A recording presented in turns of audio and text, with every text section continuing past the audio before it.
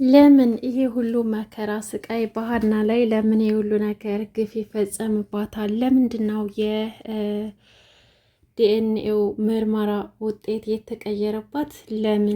ለምን ግፏን በዚህ ልክ ያበዙታል? ሰላም ሰላም፣ ውድና የተከበራችሁ ቤተሰቦቼ እንዴት ናችሁ? ደህና ናችሁ ወይ? ከኔ ጋር ሁሉም ሰላም ነው። ለዚህ ቻናል አዲስ ከሆናችሁ ሰብስክራይብ በማድረግ ቤተሰቡ ነው። እንዲሁም ነባር ቤተሰቦቼ እንኳን ደህና መጣችሁ እያልኩኝ ዛሬ እንግዲህ ኖላዊ ድራማ ቀጣይ ክፍልን ይዤ መጥቻለሁኝ።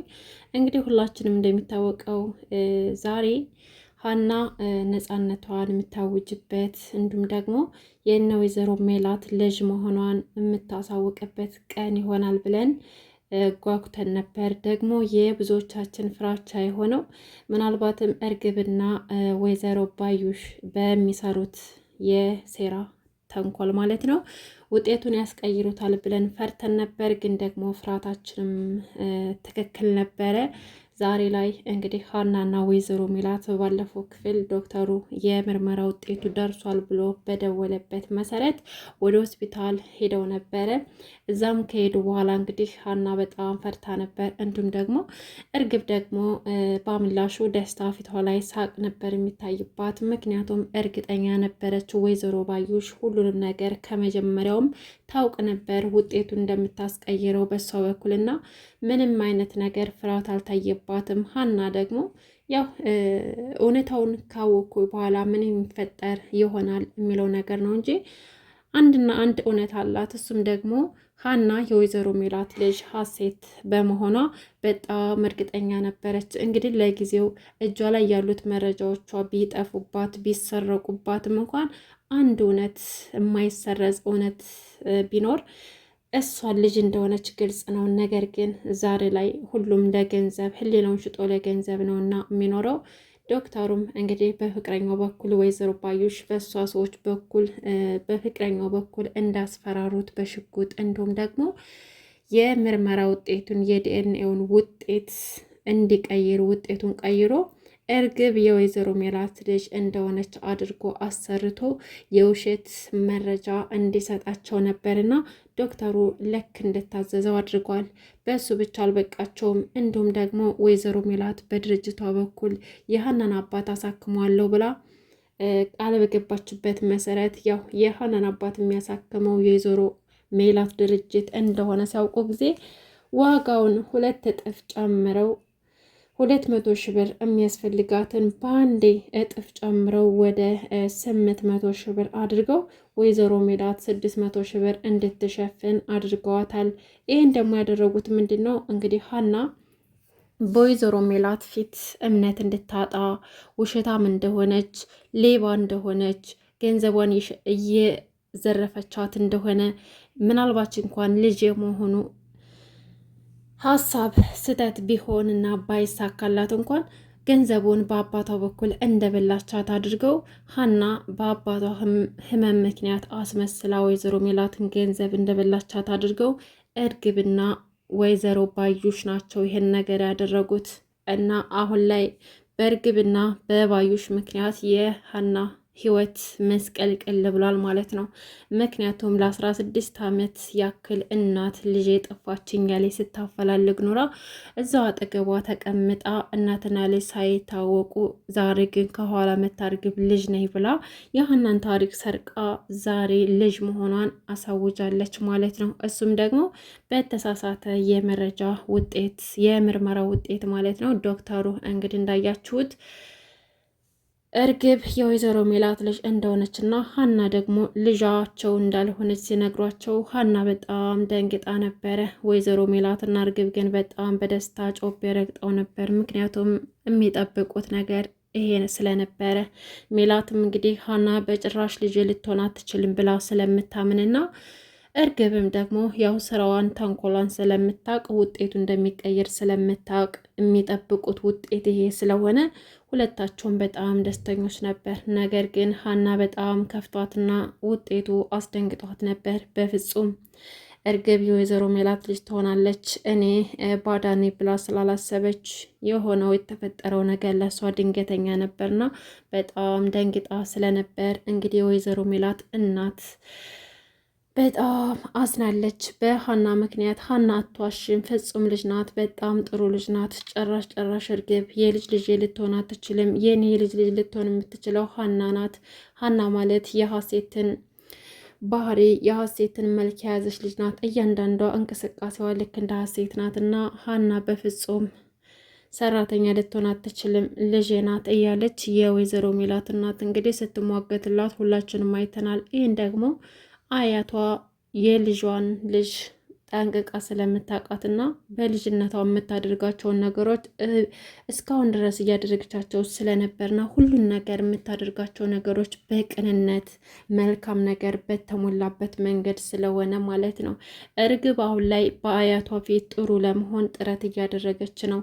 ምን እንደምትወድ ምን እንደምትጠላ ከእናቷ በመጠየቅ እያንዳንዷን እንቅስቃሴ አያቷ እንድትወዳት ሙከራ ብታደርግም አያቷ ግን በፍጹም ልትቀበላት አልቻለችም። ምክንያቱም ያ ጥሩነት ከውስጧ የመነጨ እንዳልሆነ ታውቃለችና አያቷ ፊቷን ነስታታለች። እንደውም ይባስ ብላ ሀና የወይዘሮ ሜላት ልጅ መሆኗ አለመሆኗን እንኳን ካረጋገጠችም በኋላ ከሀና ጎን ነበር የቆመችው። ይሄ ደግሞ የሀናን መልካምነትና የሀናን ንጹሕነት ስላየች ነው።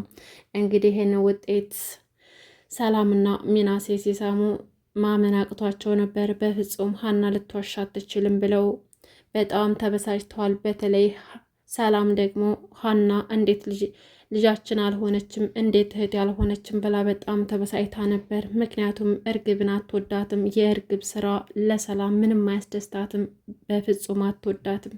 እያንዳንዷ ነገር ተንኮለኛ እንደሆነችና ምንም መልካምነት የሌለባት ልጅ እንደሆነች ሰላም ጠንቅቃ ታውቃታለች። ነገር ግን ሚናሴ ምንም እንኳን ባህሪዋን እንደ ሀና ባትሆንለትም የሰላም አይነት ባህሪ ነው ብሎ ስለሚያምን እርግብን ለመቀበል አልከበደውም።